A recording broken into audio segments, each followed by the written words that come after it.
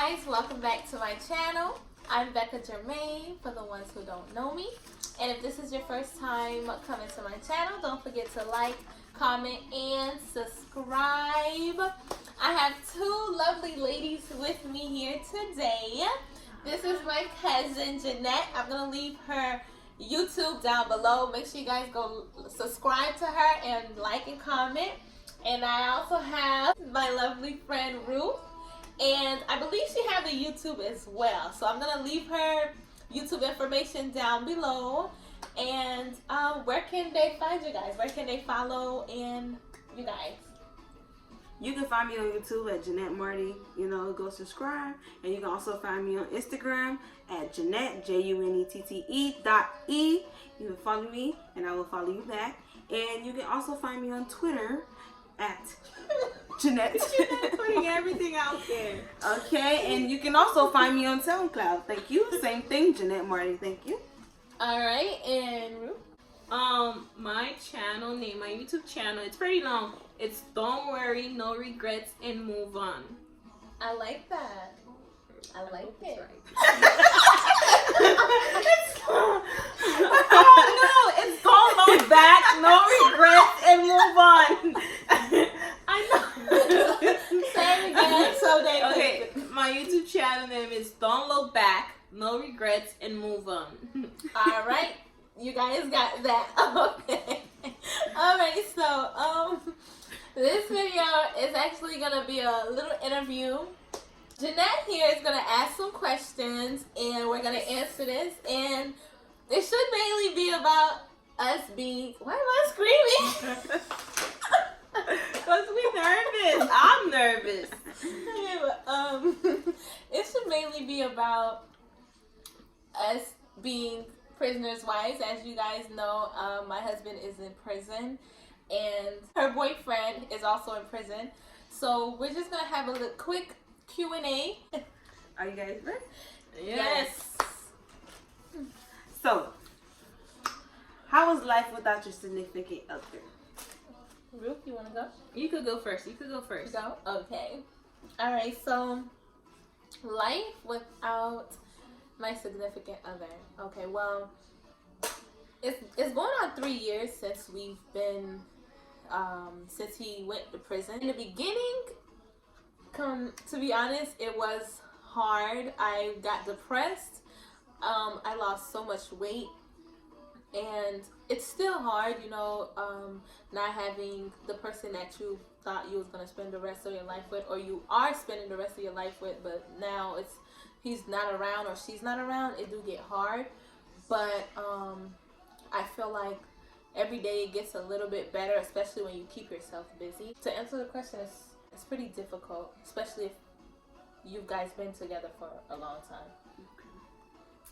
Yeah, I completely agree with Becca. Financially for me, it's extremely hard because it's one income instead of two, and everything is on you, and pretty much you'll go through depression. It's hard. That's true. How does it feel to be a prison wife? Or girlfriend?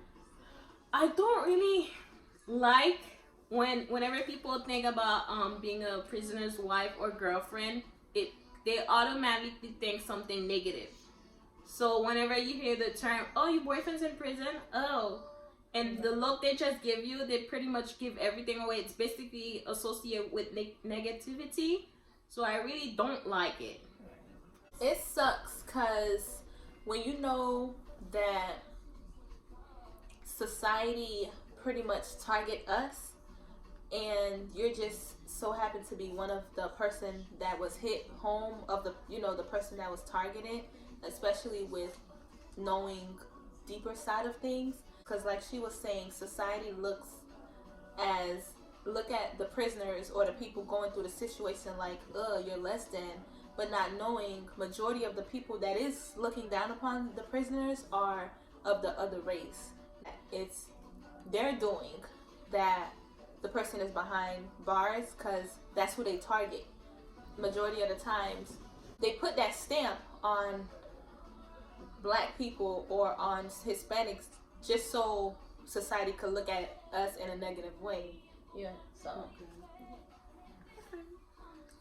Do you guys consider conjugal visits? I wish I have my boyfriend had the opportunity to do conjugal visit because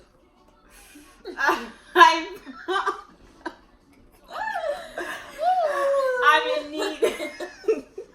And I wish a conjugal visit was available for feds. I really wish it was available. Would you? I would love to. Hell yeah. You guys need to. Of course. Okay. Okay. Do you guys feel that depression has taken a toll on you guys? Yes. Like major depression? Major. I went through a major depression. Like Rebecca said, she experienced weight loss. I experienced weight gain. And I couldn't find a way to distract myself because I was constantly reminded, and I was thinking about everything. And it's not much people you could talk to because people just, most of my friends can't really understand. They can't relate. So there's nobody to talk to about those type of stuff. So you just kind of have to go through it, deal with it on your own. Depression did play a big role for me. I just had to find a way to really get myself out of that depression because I had to realize like life will continue, and he tells me all the time he don't want me to stop whatever it is that needs to be done while, although this is all just going, because because he's in there, because no matter how depressed we are, no matter how sad it is, no matter how bad the situation is, life do go on, and the only way you can help them, him, her, whoever it is that's in there is by doing what needs to be done, by making yourself get up every day and go out there and, do something that's gonna benefit you spiritually, physically, financially, help you in that working. Mm-hmm. And so it's like, I was in a depressive state, but I had to pull myself out. And it took times, and at times I fall back into that hole, but I try to dig myself out. And it's always the best thing to do because we can't stay in that depression state because then mentally we will also be locked up. Mentally, I was locked up mentally. Yeah, and it's... So, like, right now, mentally, how do you guys feel? Mentally, I feel like I need to get on my shit. Mentally, I feel like, okay... he's been in there 2 years now, going on 3, and I know it, like she was saying, financially it plays a big toll because although I was working and I was always independent, my husband took care of everything. So when he went away, it kind of I was like, damn, like what next, So I had to pretty much pick myself up and get what I needed to be done and raise myself. So everything's pretty much a lesson. And I forgot what was Like I said, where are you mentally now? Mentally, you mentally. It's definitely getting better because it's been almost 6 years since my boyfriend been incarcerated, so it's getting better. I'm adjusting to the whole thing. It's getting better for me.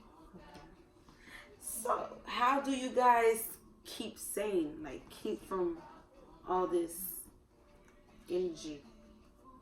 I pray. And I do find times where I sink back into my depression state because you'll never be mentally 100% mentally until he comes out. Yes, of course. Okay. I really try to exercise. I use affirmations a lot, pretty much when I'm feeling down, when I'm feeling up. What is affirmations? Affirmations is pretty much just telling yourself positive things over and over and over until your mind starts believing it, and then your energy and everything around you starts showing it. Okay. So when I was sad, when I was upset, I used to always tell myself, like, I am happy. Everything happened for a reason. So I feel like that was one way to really keep me sane.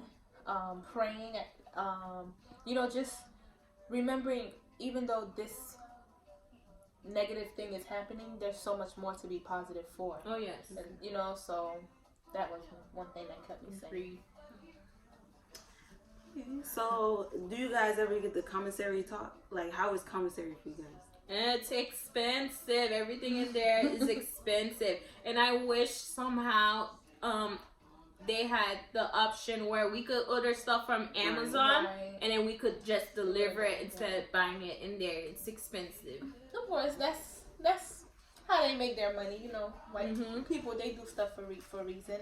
And well, it's been a while since I actually did any financial thing for my husband, and that sounds so cruel, but like you say, it is much, because they tax, they use us, and they spend money off of us. So whatever they try to do, they make sure they could get the most amount. It's more than the actual price. Exactly. That's so crazy. they charge for everything, and the thing is, they always need money, because it's not really much they're giving in there. Exactly. So they, LJ, he's always, LJ. yeah, he's him. Okay. Why do you guys feel like it's necessary to wait that long for your significant other? We in love. I mean, why not?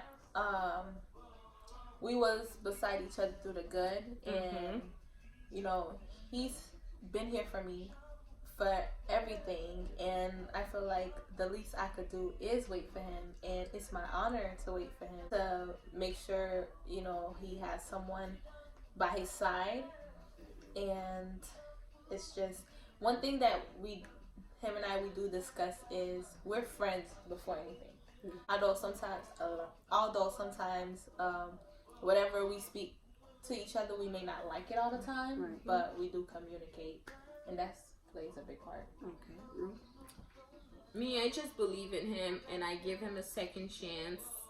And just like you said, you were there through the goods. Now it's the bad times. Like, I just believe in him, and I love him, and I'm gonna stick, and I'm gonna ride with him.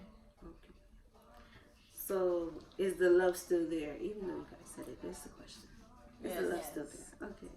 So, do you guys see yourself? Well, you guys already told me, but anyways, I'm gonna ask the question. Mm-hmm. Do you guys see yourself dating outside of just waiting for your significant other? Well, I've actually dated outside. My husband, he knows about it. We was going through a situation, and at that time, mentally and physically, spiritually, I told him I was done, and I told myself I was done. And we went through a bit without speaking, and that's why I say communication plays a big part. And and during that time, I met someone, and we did started to speak. No. Why? No. It's just, I don't want to date anybody else, and I just want to be with him. Oh, that's so cute. I feel so. No, don't feel bad. I've been watching this like, girl. Do you ever feel like giving up on your significant other? Yes. Yes. Why? Because things get hard. When it gets so hard, and then life is attacking you. Besides him, you got life attacking you. You got personal issue, family issue. And then when it gets hard, you're like, man, if somebody was there, you just need somebody beside you. Yes. Becca? No, I've never, cause like I said, before me and him are like significant other, that's my best friend, and he's a very strong man, and everything he's always said to do and he will do, he always done it. So I never like not believed in him. At times I was annoyed, because I was like, damn, like although I want to walk away, I can't, but I've always believed.